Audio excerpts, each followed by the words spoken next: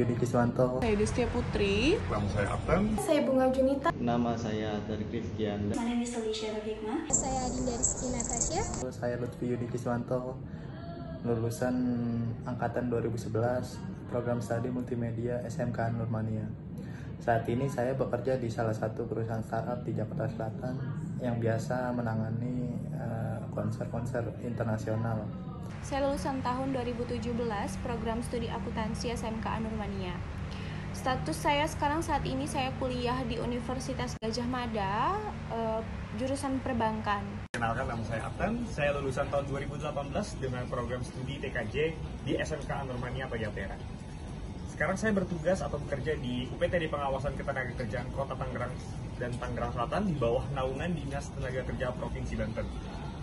Hai, nama saya Adinda Rizky Natasha. Saya lulusan tahun 2018 SMK Nurmania.